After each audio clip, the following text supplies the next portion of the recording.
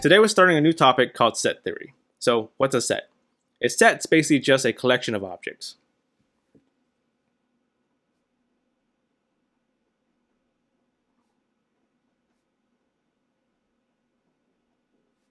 We can describe sets in three ways. So the first way is with a word description. So in other words, we're just going to describe it using words. So for example, I can say T is a set of toppings that are available at my fake sandwich shop.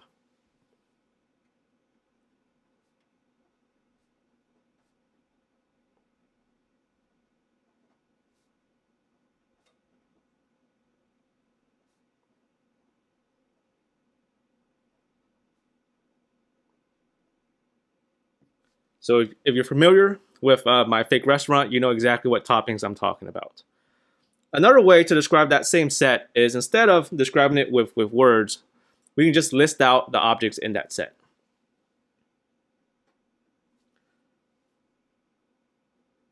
So the same set, I'm just going to list out what toppings are available at my fake restaurant. So in my fake restaurant, you can put lettuce, tomatoes, onions, pickles, and mayo on your sandwich. Okay, these are curly brackets. They stand for that this is a set. Okay, so this is called roster notation. It just means that we're going to list out all the objects in the set. So one thing to note about this list, the order doesn't matter and repetition does not matter.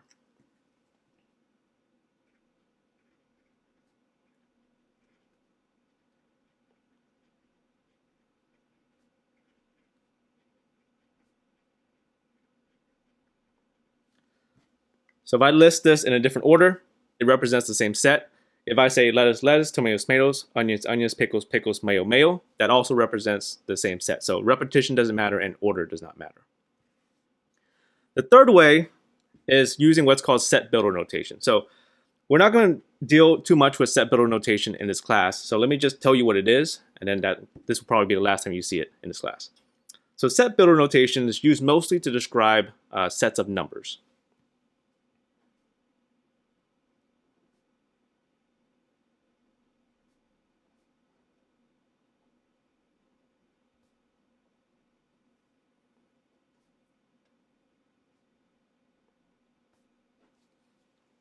And let me show you what this looks like. So S, which is a set, S is going to be the set of x's such that x is odd and x is less than or equal to 10. So this is kind of like a word description, except it's more shorthand and it uses more math symbols. Okay, so the way you read this is S is a set of x's, and then this vertical line stands for the phrase such that.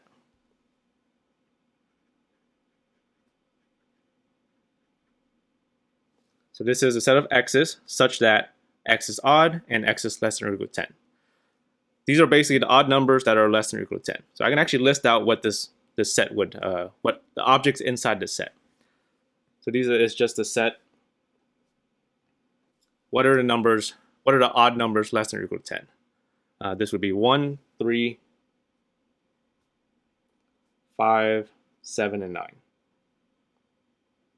Okay, so up here, this is the set using set builder notation, and then listing it out is just using the roster notation. Once again, we're not going to be using set builder notation very much in this class, so don't worry too much about it. The next terminology is the universal set. So when you go to my fake restaurant and I ask you, what do you want on your sandwich? And you say everything, right?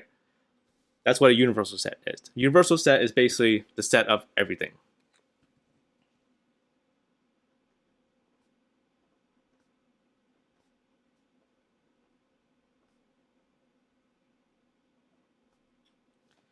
And I use quotations here on the word everything because everything means something different in each scenario. So in my fake restaurant, when you say, I want everything on my sandwich, I mean lettuce, tomatoes, onions, pickles, and mayo. Okay? If you go to Subway and say you want everything on your sandwich, that means something totally different, right? Subway has way more toppings than I do. So when you go to Subway and say, I want everything, you get something totally different. If you go to Chipotle and you say, I want everything on my burrito, you get something totally different also. So the word everything means something different in each scenario, which is why in all of our questions, we're going to start off by defining what the universal set is. And the symbol I'm going to use is usually going to be U. So U for universe, universal set. And this just establishes so that we all agree on what we mean by everything. Next terminology here is complement.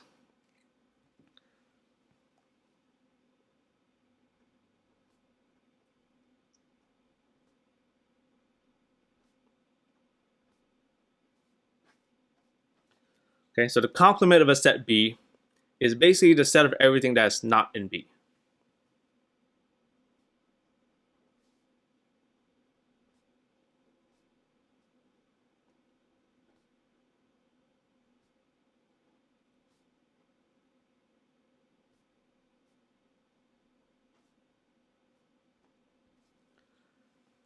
So it's a set of everything that's not in B.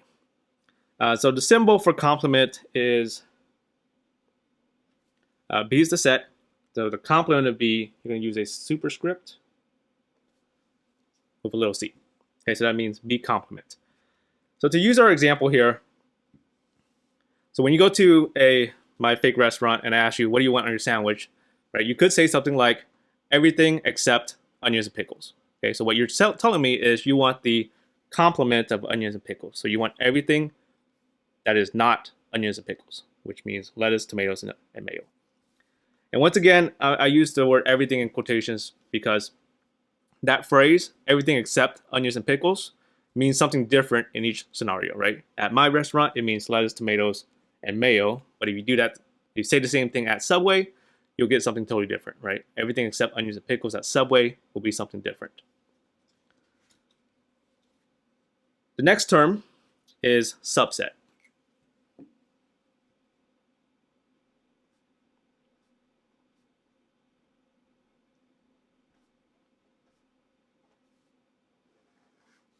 So the phrase B is a subset of C means basically that B is contained inside of C. More specifically, it means that every element of B, every element in B is also in C.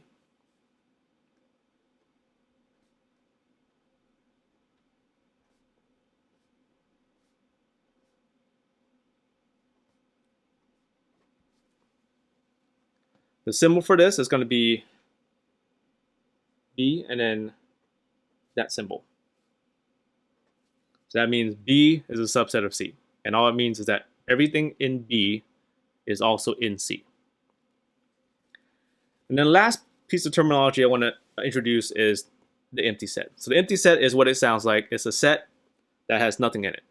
So in symbols, the way you write it is either so the curly brackets or curly braces with nothing inside. So that's an empty set. Sometimes you'll also see a zero with a line through it. So that also means the empty set. So it's a set that has nothing in it. In the context of our sandwich shop, right? If I ask you, what do you want on your sandwich? What toppings do you want on your sandwich? You can say nothing, right? I don't want anything on my sandwich. I just want the bread and the protein. I want no veggies. All right, let's try an example. So here we have a bunch of sets. The first one with the U, that's our universal set. So that's what we mean when we say quote unquote everything. So quote unquote everything would be 1, 3, 5, 7, 9, 11. Looks like it's odd numbers between 1 and 19. Write the following sets using roster notation. So what I mean by that is I want a list. First one here is A with a superscript of C. That means A complement. So that just means I want a list of all the numbers that are not in A. So here's A, 1, 7, 13, 19. So I want everything that's not in A. So go through your everything, which is your universal set U. So go through and just pick out all the numbers that are not in A. Looks like 3 and 5 are not in A. What else is not in A? 9 and 11. What else? 15 and 17. That's the complement of A. Next up is B complement. Once again, go through your universal set and just pick out all the ones that are not in B. So what's not in B? 1 is not in B. Looks like 5 is not in B. What else? 9 is not in B.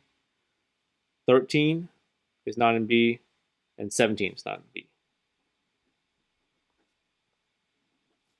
And that's B complement. Next up is C complement. Okay, go through your universal set and just list out all the numbers that are not in C. So what's not in C? 1. What else? 5. And also 7. What else? 11 and 13. What else? 17 and 19. And that's C complement. Next up is D complement. Go through your universal set and just list out all the numbers that are not in D. So what's not in D? Looks like it's 3 and 5. What else? 9, 11, 13, 15, 17. So all of those. 9, 11, 13, 15, and 17. Okay, last one here is U complement. So go through your universal set and list out all the numbers that are not in U. So this one's a little tricky. So here's U. What's not in U? Well, nothing, right? So this is just going to be the empty set. So the set that has nothing inside it. Or you can also use the symbol, the 0 with the line through it. So that was a little tricky, so don't worry too much about U complement, but that's always true. The complement of the universal set is always going to be the empty set. Determine whether the following statements are true or false. So this symbol in the middle here represents subsets. So this is asking, is everything in the left set also in the right set? Okay, so this is talking about C and B. So let's go and look for C and B. Here's C, here's B.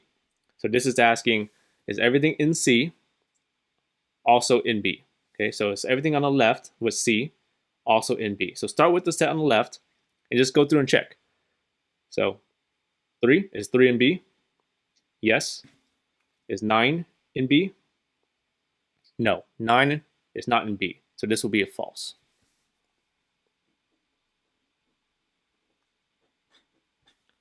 Next up, A subset of D. So start with the set on the left, which is A, and ask yourself, is everything in A also in D? Okay, start with the set on the left and just go through and check. Is 1 in D? Yes. Is 7 in D? Yes. Is 13 in D? No. So this is false.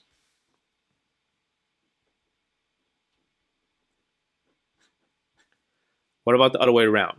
Is D a subset of A? So start with the set on the left, which is D, and we're asking, is D a subset of A? So start with the set on the left and just go through and check. Is 1 in A? Yes. Is 7 in A? Yes. Is 19 in A? Yes. So this will be true.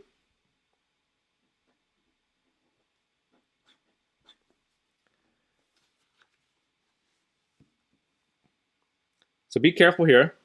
So this is not regular A, this is A complement and D complement. So A complement and D complement. So look for where A complement and D complement are.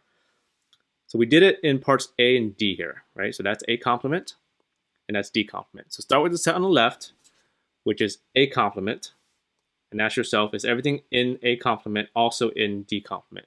So starting with the set on the left, ask, is 3 in it, in there? Yes. Is 5 in there? Yes. Is 9 in there? Yes.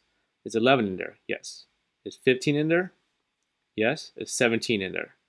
Yes. So this will be true.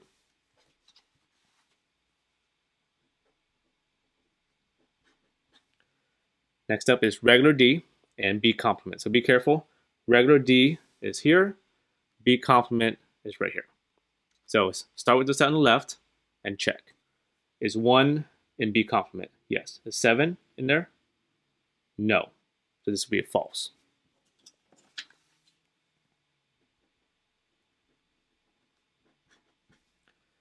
Regular A and C complement. So look for regular A, C complement is right here. So start with the set on the left, which is regular A, and then check.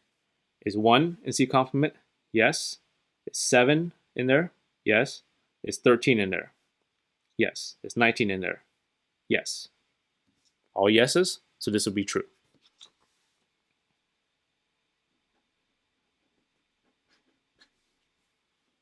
Example 2.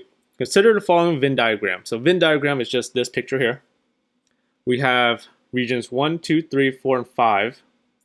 Based on the way the regions are labeled, which regions would represent the following sets? First one is U. U is the big rectangle, so it's asking what regions are inside of U. So list the regions that are inside of the big rectangle. Well, it's all of them, right? So 1, 2, 3, 4, and 5 are all inside of the big rectangle U. So U would be 1, 2, 3, 4, 5. Next up is A.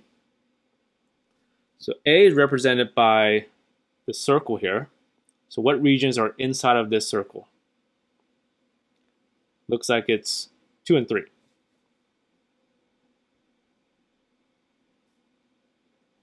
Next up is B. So B is big circle here. What regions are inside of B? Looks like it's 3, 4, and 5 are all inside of the big circle B.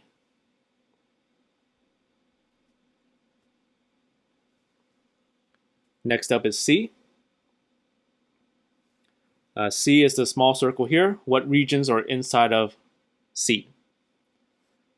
Looks like it's only 5. Okay, so now that we have regular U, regular A, regular B, regular C, this now becomes just like example 1, right? We don't even have to look at the picture anymore. So let's not. Second row here are all complements, right? So let's actually skip over E because that's a tricky one. So I'll come back to E. And let's start with F. F is a complement, so little c means complement. So a complement, that means I want all the numbers that are not in A. Okay, so go through your universal set, go through your quote-unquote everything, and just pick out the ones that are not in A. Which numbers are not in A?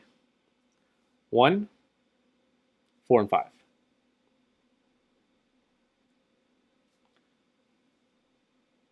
Next up is B complement. So go through your universal set and pick out the numbers that are not in B. So what's not in B? 1 and 2.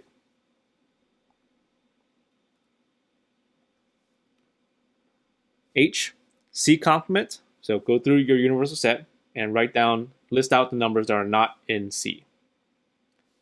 1, 2, 3, and 4.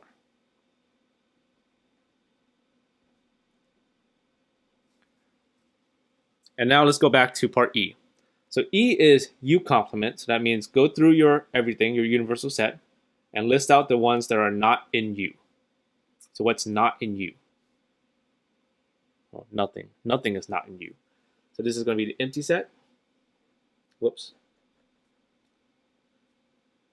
So a set that has nothing in it, or you can also use the symbol for empty set. So that's a tricky one. Don't worry about that one too much, but that's always true. The complement of the universal set is always going to be the empty set. Next up, determine whether the following statements are true or false. So now we're talking about subsets, right? B complement, where's B complement? Right here. C complement, right here. Okay, so start with the set on the left, which is B complement, and ask yourself, is everything in B complement also inside of C complement? So starting with the set on the left, is 1 in C complement? Yes. Is 2 in C complement? Yes. This would be true. Next up, regular B and C complement. So where's regular B? Regular B is here. C complement is here. So start with the set on the left, which is B, and then go through and check. Is 3 in C complement? Yes. Is 4 in C complement? Yes. Is 5 in there? No. This is false. B complement and A complement. So B complement's here. A complement is here. Okay, so start with the set on the left, which is B complement, and then check. We're talking about this set and this set. Okay, so 1, is 1 in there? Yes. Is 2 in there? No. This is a false. Example 3. Consider set T, which is lettuce, tomatoes, pickles, and onions. So these are the toppings at my fake sandwich shop.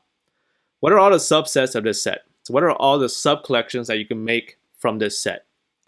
So think of this as what are all the possible answers that a customer can say to the question, what do you want on your sandwich? So let's try to be organized here. And let's organize it by the number of toppings that they can choose, right? So obviously they can always say, I want nothing on it, right? So I want nothing, which is a 0 number of toppings. And the set that represents that is the empty set, right? So they would just want it plain and they want no toppings. They can also pick 1 topping. So what are all the possible ways they can pick 1 topping? Well, they can just say, I just want lettuce. So that's the set just containing lettuce. What else? What are other ways they can just pick 1 topping? They can just say, I just want tomatoes. What else? They can say they just want pickles. And they can say they just want onions. So that's an O, right? That's O for onions. I think that's all possible ways that they can just pick 1 topping. So what are all the 2 toppings options? So this one's a little bit more tricky. So what are all the possible ways they can pick 2 toppings? They can go lettuce, tomatoes. What else? They can go lettuce, pickles. What else? Lettuce, onions. And the order here doesn't matter, right? So lettuce and tomatoes is the same thing as tomatoes and lettuce, right? So as far as toppings on the sandwich, it doesn't matter what you put on first. So I have lettuce, tomatoes, lettuce, pickles, lettuce, onions. Are there any more? Are there other 2 topping combinations that they can pick? Yes, they can go tomatoes, pickles. What else? They can go tomatoes, onions. Is there any more? Pickles, onions. Is there anything else? I don't think so. I think that's it. Okay, so let's move on. So what are all the 3 topping combinations they can pick?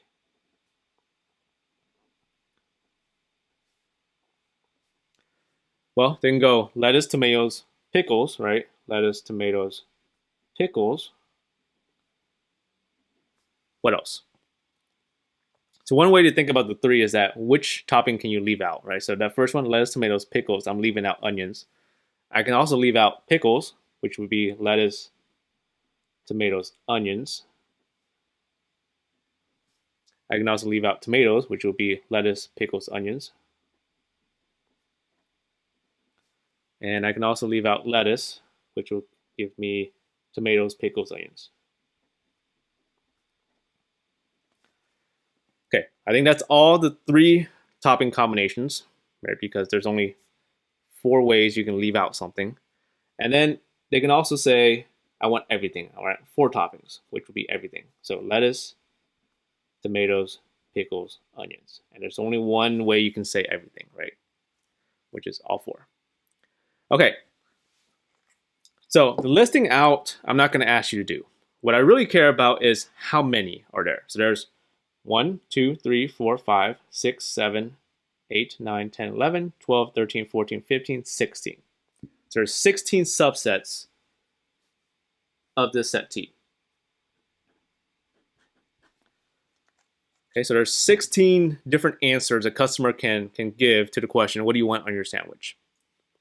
Now, is there a better way I can get to this answer of 16 without having to list out everything? Turns out there is. So the number of subsets of a set, there is a nice formula for it. It's 2 to the n, where n is the number of elements.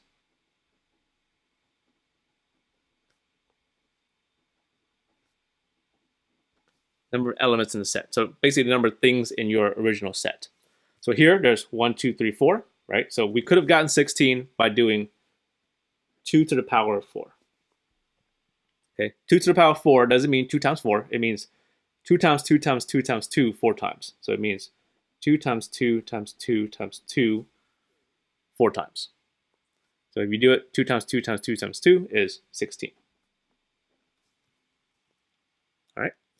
So if you want to know, if you have a list of toppings and you want to know what are all the possible answers a customer can give, or you want to know how many possible answers a customer can give, it's going to be 2 to the power of however many toppings you have. All right, so let's try some examples here. Example 4. So beef, chicken, peppers, olives, mushrooms. So it looks like this is a pizza. So what are all the possible ways a customer can order a pizza? So we're not going to list it out. We're not going to do it the long way. I'm not going to ask you to do it on a lab either. I just want to know how many. We have a nice formula for that. It's going to be 2 to the power of, count how many items you have in the original set. 1, 2, 3, 4, 5. So there's 2 to the 5. Which means 2 times 2 times 2, 5 times. 1, 2, 3, 4, 5. Okay, you do this on a calculator. I think it's 32. So on a calculator, you can either just do 2 times 2 times 2 times 2 times 2, or 2 to the power of 5. So on some calculators, you enter it with, especially if you're on a computer, you would enter it with 2, that button, the up caret or hat button, which is the symbol that's on your 6. Right, so it's Shift 6, and then 5. Okay, so you can do that also on the calculator. Part B: almonds, Oreos, bananas, blueberries, sprinkles, fudge, M&Ms. Looks like this. These are the toppings you can put on yogurt or ice cream, right? Okay, so how many possible combinations can they put on a ice cream or a yogurt? 2 to the power of, count. That's 1, 2, 3, 4, 5, 6, 7. 2 to the power 7. Okay, which just means 2 times 2 times 2, 7 times.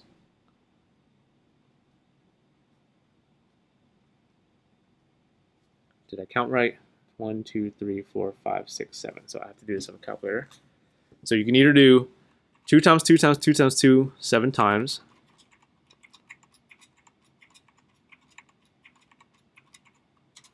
Which is 128. Or you can just type in 2 to the power of 7. And once again, that symbol should be on the 6. So Shift 6.